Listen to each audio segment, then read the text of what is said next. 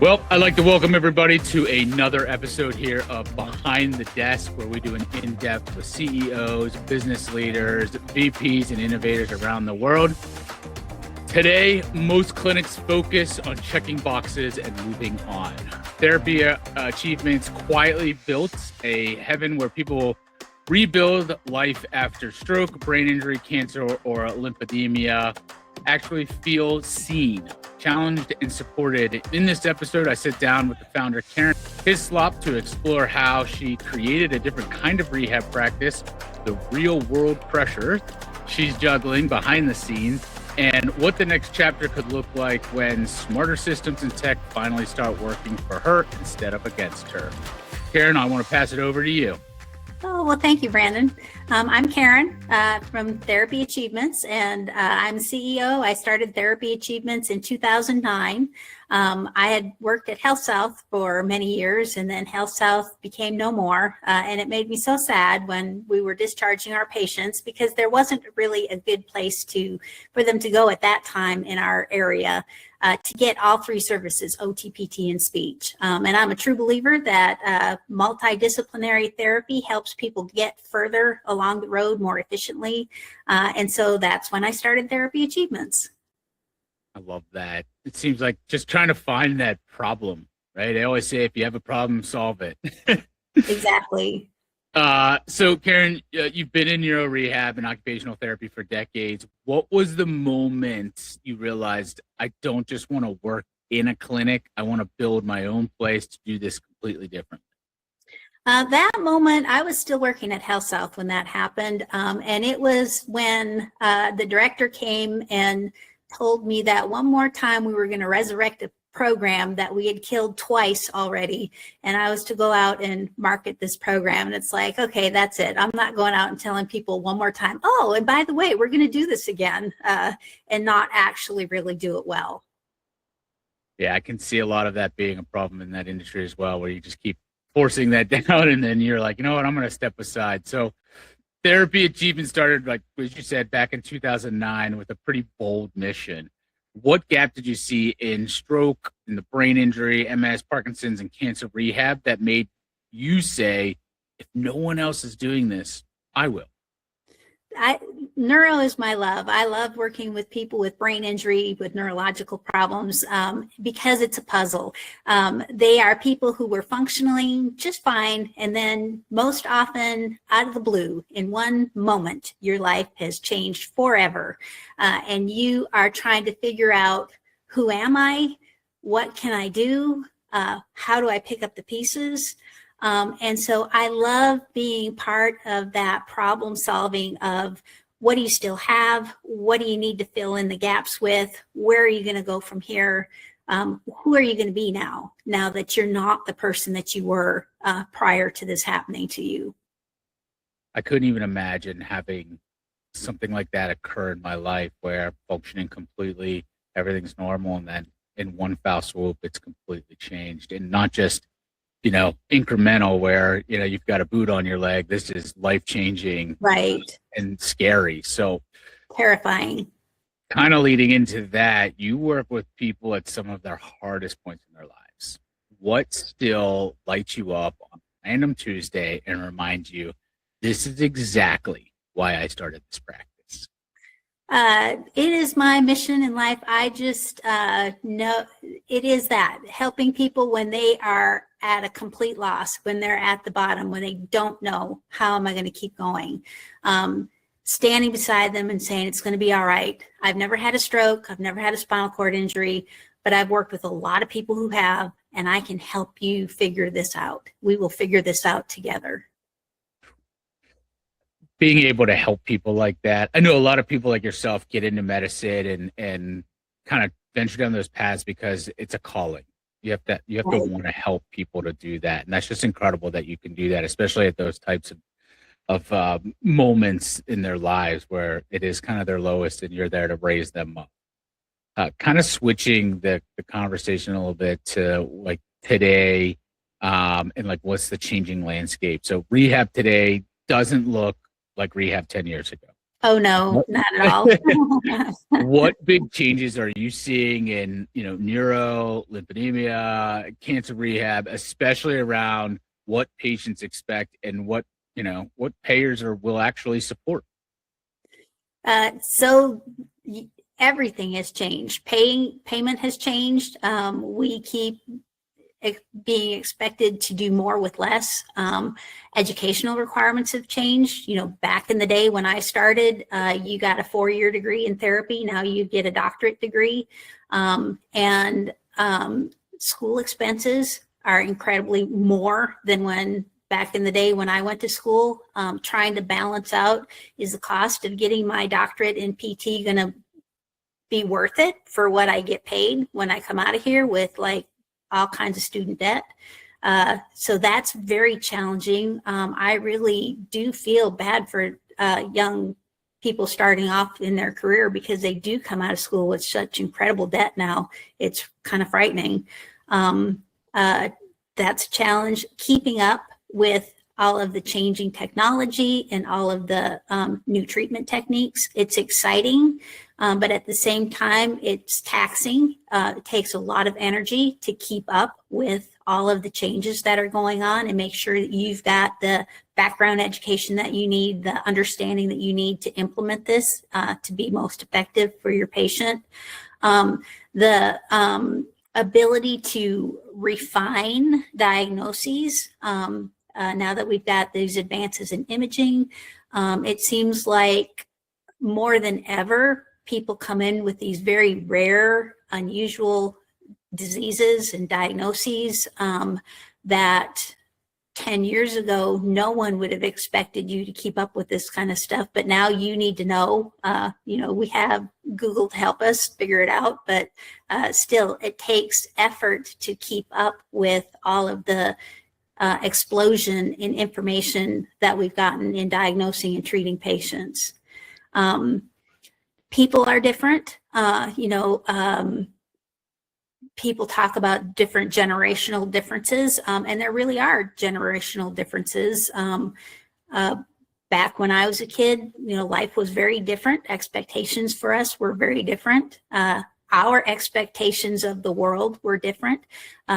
People of this generation, people who are now just entering the field, have different expectations of what the world is going to be like, how they want to interact with the world. And so trying to reconcile that with meeting their needs, meeting the business needs, can be challenging. I see that, I feel like, and I've had conversations with people on here where, especially in this field, we worked off of what was presented in the past and we slowly developed. Now you have to almost be projecting into the future to accommodate what's going on today. So prior we'd go, look in the back. Now we got to look forward to kind of do that. Right. What you offer is a really wide spectrum, right? So like you had mentioned, like neuro rehab, lymphedema, wound care, and like driving rehab, Yeah. low vision, wheelchair seating. I mean, how are you keeping your programs current while the evidence and guidelines just keep evolving? I am blessed to have fabulous staff. People who work with me and share my enthusiasm. They share my love of learning new things. They share my passion for making sure our patients are getting everything out there available to help them.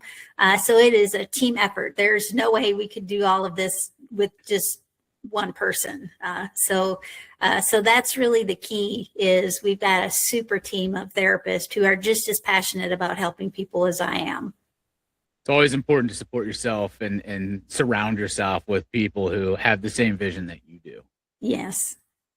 Between telehealth, online programs, big virtual therapy platforms, how has the rise of digital therapy changed how you think about running a local relationship-driven clinic?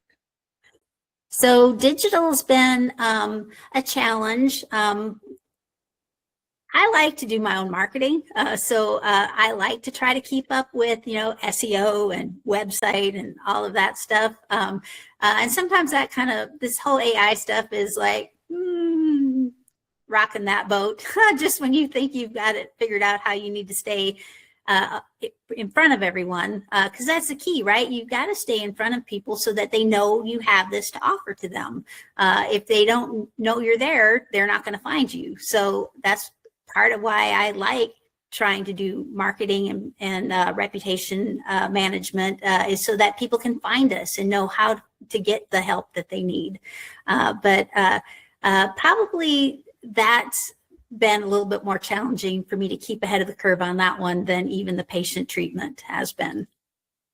Yeah, I can see that. I mean, your team holds tons of certifications, right? LSVT, Yeah. Big and Loud, NDT, Vital Stim driven rehab. How do you make sure all that expertise doesn't just sit in people's heads, but actually turns into consistent programs and outcomes? So we've got a little template that we use for program development. And so before we decide on taking on something new, we talk about, okay, one person a program does not make. From the very beginning, it's been very important to me that I don't have rock stars, that I don't have this one therapist who's super duper at this one treatment. And if you don't get this therapist, then you're out of luck. So our little formula has been, we come up with our protocol. This is the area of treatment that we're going to do. And these are all the boxes that we're going to check for people who have this problem. Then we come up with our training program. Okay, I don't care if you've been a therapist for 20 years. If you come on with me, you go through our training program so that I know you've been trained in how we do things here. And then we do audits. So once you've been trained and know how we do it here, then we check and make sure that we're staying on track and doing what we say we're going to do, and not developing sloppy habits. Or if we need to update our protocols and update our training, the audits help us know that. Almost like back to basics, hands-on, and then a systematic approach to how you handle all your therapies, which is incredible. I love that. You don't hear that very often. Let's take a look like behind the scenes side. What systems or tools have you put in place recently, whether it's documentation, scheduling, patient communication, that have actually made it life easier for you and your therapists? So we switched our EMR, which is electronic health record system, last year. And we switched to a new system that had some AI embedded into it. And so that we could seamlessly import forms and clinical information and previous records right into the notes that we have to write. And it also integrated with our CRM. So that was big because prior to implementing our new system, we were having to do double entry. We'd enter patient information into the electronic health record side, and then we'd also have to repeat it over in our CRM side. So this has enabled us to do a flow back and forth, so we don't have to do double entry for data. So that's been a big thing. Anytime you switch a system, it's big. It's a challenge. Nobody likes change, and it takes getting used to, but we decided the pain is going to be worth it. And so far, we feel we made the right call on that one. And then another piece of software that we've implemented this year is a training system. So a system in which we can, prior to implementing our training system that we have now, we were doing like PowerPoints are on Dropbox, and we have a little checklist on Excel spreadsheet. And, when you come in, you go through your orientation. This is a training system in which the training modules are already embedded in the system. It's got the checklist embedded in the system, so we just can put in there what's required for the employee. They can go in, they can complete their education requirement, check off the box. It's all in one place. It's easier to find, and so that's been really helpful with our onboarding new staff and keeping our current staff up to date with their training. Love that. It seems like every clinic owner has that like short list of things that secretly keep them up at night, right? What are the big pain points for you right now? Is it staffing, documentation burdens? Is it cancellation, reimbursements, or just not having enough time to step out of the day to day? Oh, it's always money, right? We aren't going to bounce a check on payroll, are we? I don't think.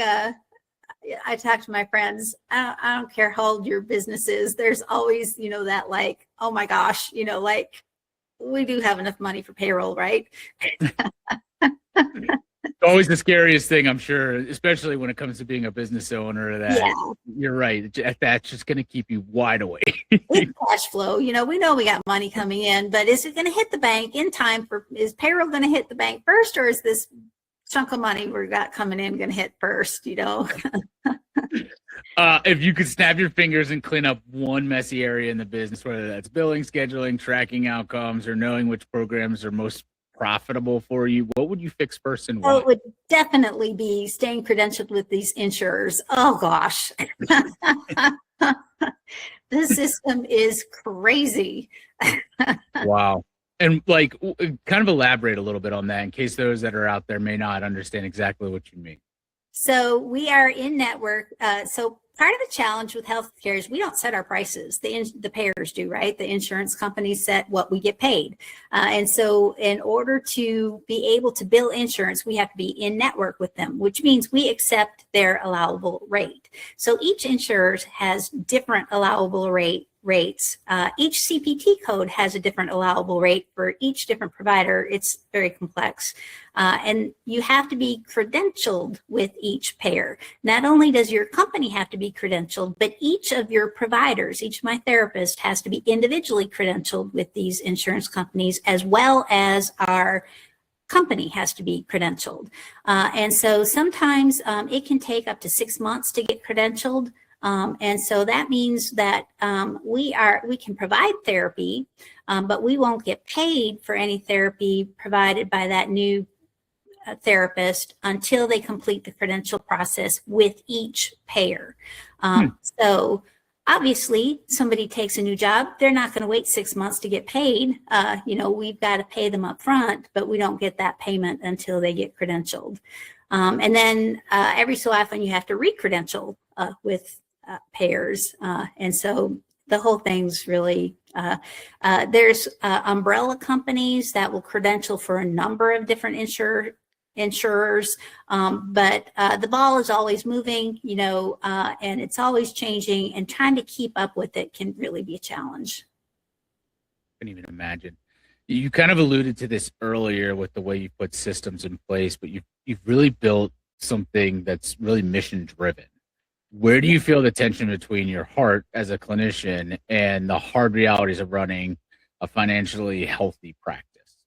That would be our scholarship request. So I don't do our scholarship requests anymore because I explained to my office people, if you sing me a sad song, chances are really good I'll give you whatever you're asking for. So I should probably not be the one making the decisions anymore on this. I'll probably, make exceptions to the rules and try to accommodate things that I should not accommodate anymore. So, yep, I don't do that anymore either. Put that armor on. Yes. Kind of looking to the future here within the business itself. When you imagine therapy achievements 5 years from now, what does success actually look like for your patients, for your team, and for you personally? So I'm so excited for the future because all of this rehab technology is really blossoming. It seems like every other week I get an email about a new piece of technology that's been developed to help people with chronic stroke, chronic spinal cord injury. And so my vision for the future is that we continue to grow our volume of patients that we can treat, our volume of staff that we have to treat patients, so that we can continue with our 2 mission points to help our patients' lives be better and help our employees' lives be better. Love that. You've always been an early adapter to new approaches, LSVT, adaptive tech driving rehab. If you had a better data and smarter tools around you, what new programs or partnerships would you love to build? So that's always a challenge, is to pick which technology are we going to invest in. Obviously, we don't have unlimited funds. We have to try to pick, and that's the most challenging part, is to pick what technology is going to help most people and be the best investment of our funding money. So again, team approach is the best way to work with that. Get input from team members. Just because I think this is so cool and I really want our clinic to have it doesn't mean that the other therapists, they're like, nah, well, this is better. We really should think about this instead. Yeah. On the business side, if you had a real clear, like real-time picture of your numbers, what services are thriving right now? And where does like money leak at the moment? So I think we are unique in that we do unique programs. And I think that's what saves us. I think there are a lot of clinics that do sports med, PT clinics that do sports med. And I think if we were another one of the clinics that was PT that did sports med, that would be a challenge.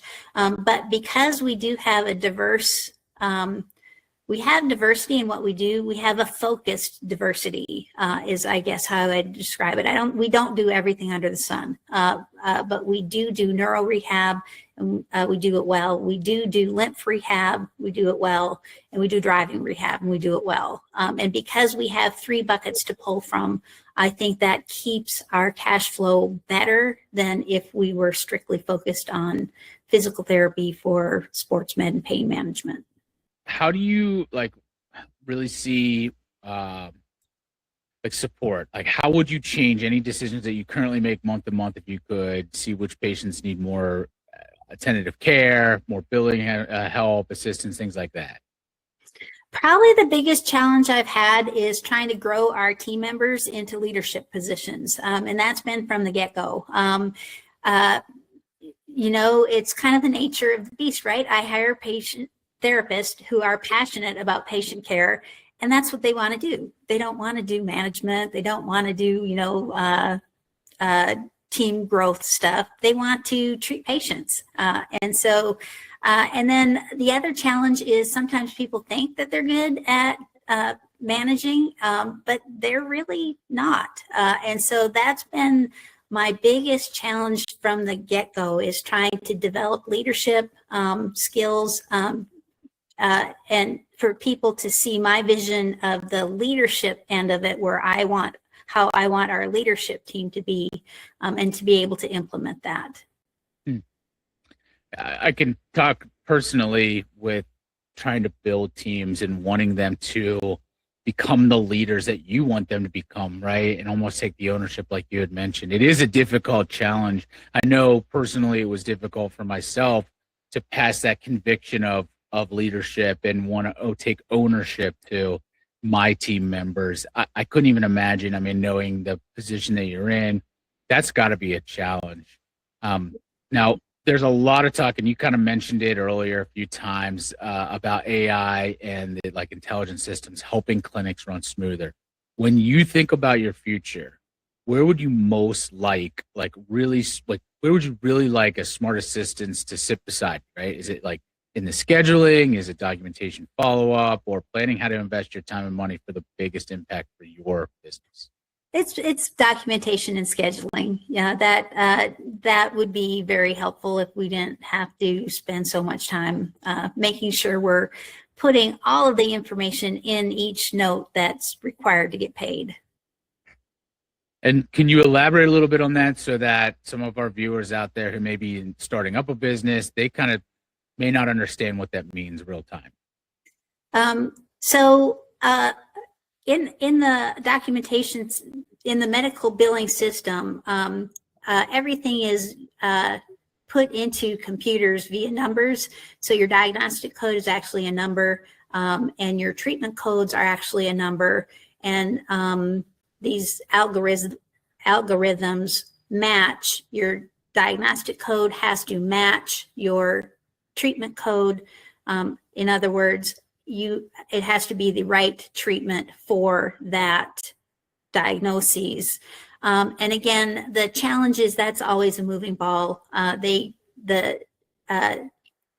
ICD-10 codes are the diagnostic codes. They're constantly updating them, refining them, to the point where, I don't know, sometimes these are so, the number that you need to put in there is so specific. Like, for example, let's say MS. Is this relapsing MS? Is this remitting MS? Is this, late on? There's, I don't know, they have MS.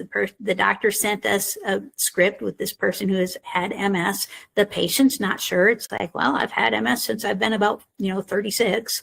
And so that can be a challenge. And that's where I see AI helping with that.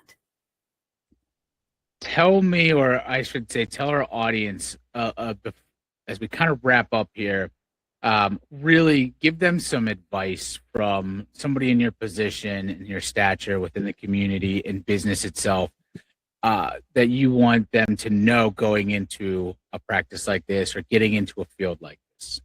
Well, probably the thing that I worry about, when I talk to young people, I teach classes at colleges. And so a lot of times young college students are very excited about the idea of owning a business. And I worry that you don't understand how much work this is.